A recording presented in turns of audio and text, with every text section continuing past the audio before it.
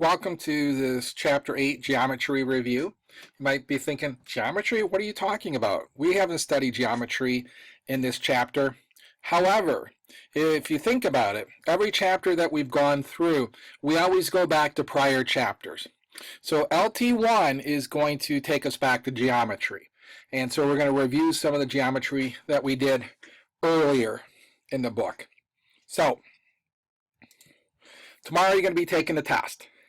And one of the things you're going to have to do on the test is you're going to have to look at a diagram like this, and you're going to have to tell me what type of transformation is shown in the picture.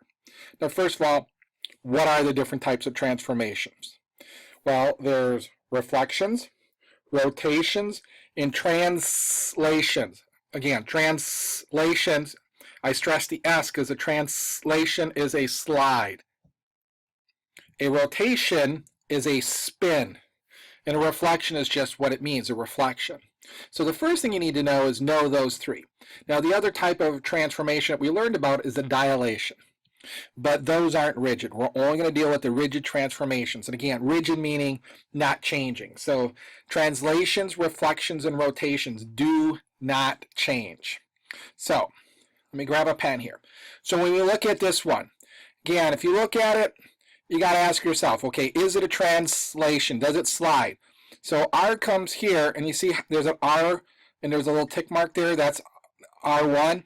That's an image. So could R have slidden down here? Well, no. It can't be a slide, because if R slid all the way down here, E's at the same spot.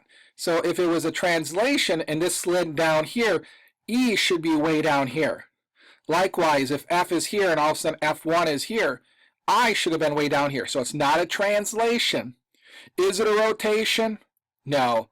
If you look at it right here, on the x-axis, it's just reflected. So this reflected is 1, 2, 3 above the line. Now it's 1, 2, 3 below the line. See how this one is 1 above? Now it's 1 below. And E doesn't move because E's right on the x-axis, and then R, it's 2 above, now it's 2 below. So if you looked at this one is definitely a reflection. Oop, the whole thing moved up. So go ahead, you can write that. It's a reflection. Sorry about that moving up. I should have locked this in. So it's a reflection. So let's go to the next one. So, oop, I skipped one right here. So let's look at this one. So we already used a reflection, so it can't be a reflection. So the only two choices you have left are a translation, so a slide, or a rotation.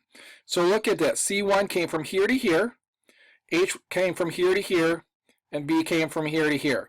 So this has got to be a translation, right? Because it's a slide.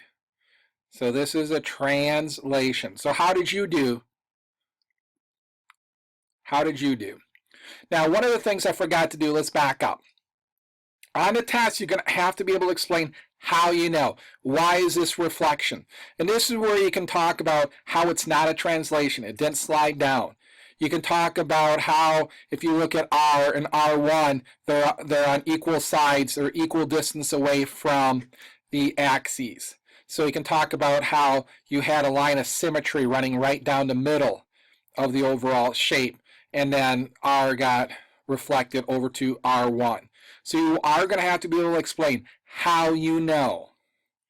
Same thing here. We can talk about how you know this is a translation.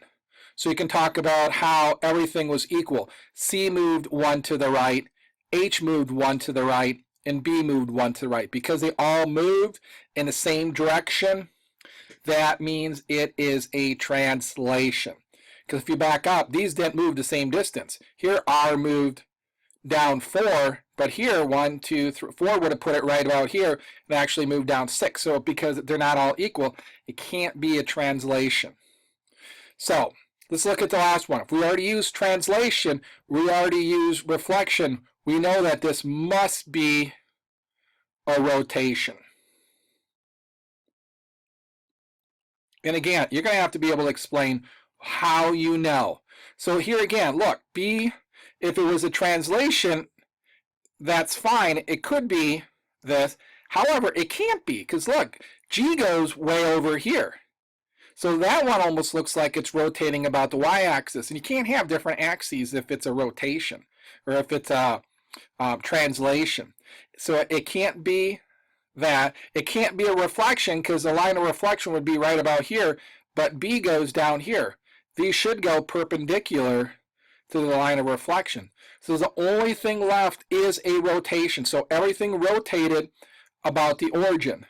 So it's actually a 180-degree rotation. So if I took a compass, it would show me that this is a straight line, and from here to here should be a straight line. From here to here, obviously it's on the x-axis, so it's a straight line.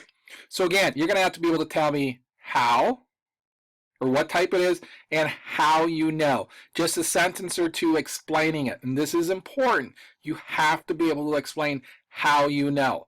So either explain how you know it's a rotation, or you can explain, I know it's not a translation because, and I know it's not a reflection because.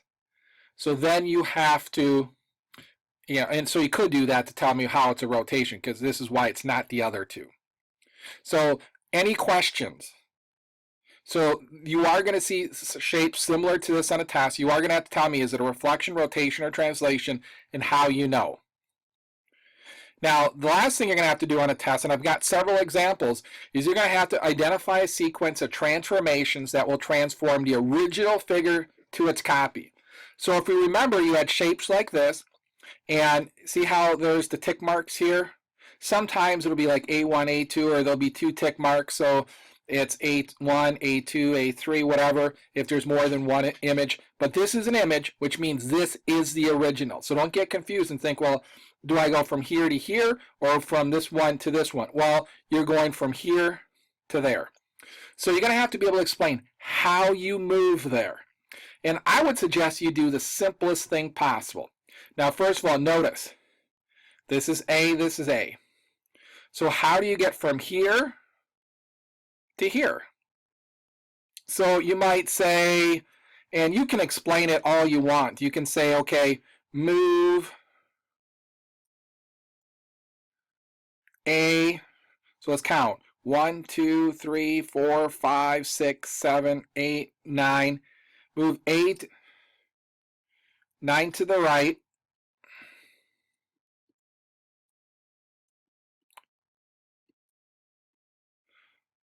So that would put it right above here, and then you could say move A 1 down. You could have put it like this too.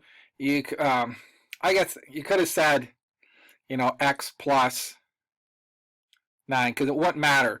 Even though we move 8, 9, B would have to go 9 as well to get over here. So you could have said x 9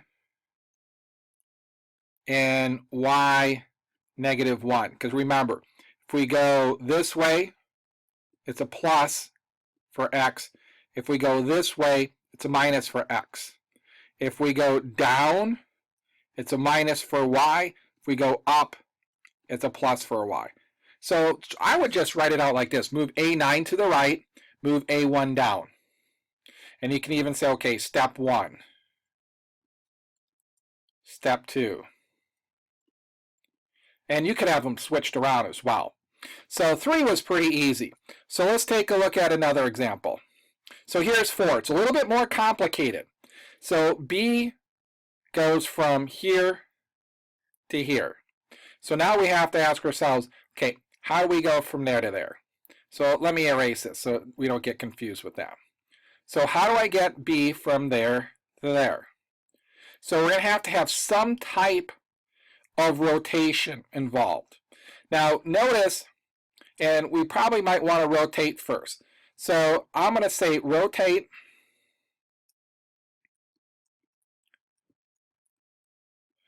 point B. I want to make sure I tell everybody, what do we rotate? We're rotating point B. So if I want it to look like this then, so it's 1, 2, 3, 4. So 1, 2, 3, 4. So there's my B. Here would be my D. Here would be my C. C after the rotation here would be my A. So it would line up with this. So I could say move B. Now notice that this angle right here is 90 degrees. So rotate point B 90 degrees. Okay, so when I go from here to here, that's counterclockwise. So I'm going to put CCW.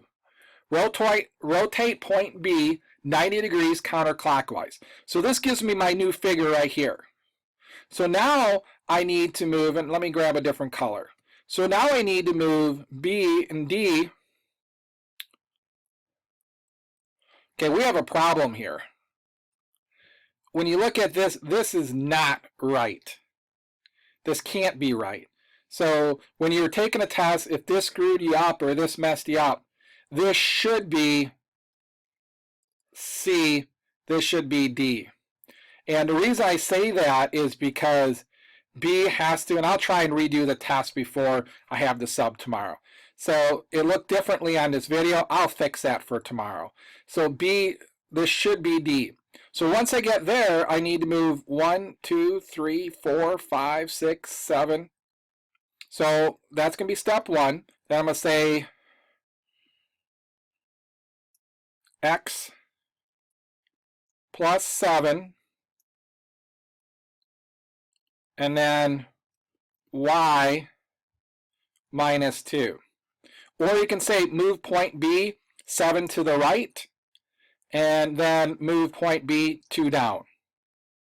You can do the same thing. So this works, or like we did in the last one, it works. Again, I will do my best to fix this, but if for some reason I didn't get it fixed and you're all confused, just listen to what I have to say, and then it should be okay on the test. So the book had this one wrong that I got it from.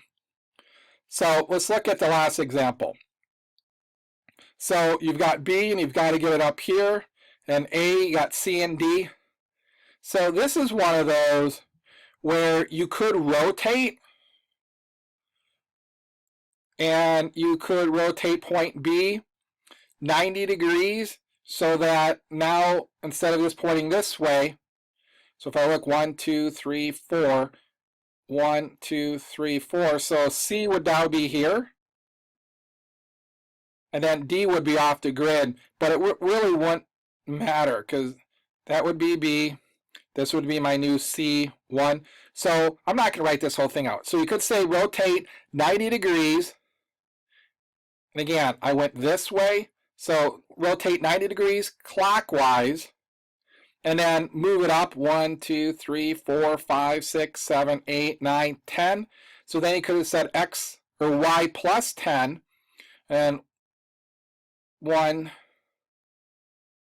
So that has B right here. Then I got to go 1, 2, 3, 2, 3, 4, 5. Then I could have said X plus 5. So X plus 5. What was the other one? Y. 8, 9, 10, so Y plus 10. So I didn't put the rotate in here, but I would have to rotate it 90 degrees clockwise about point B. I have to say where I'm rotating it, because if I rotate it about point C, now all of a sudden it's rotated in a different way, and then this is going to be wrong if I don't say rotate about point B.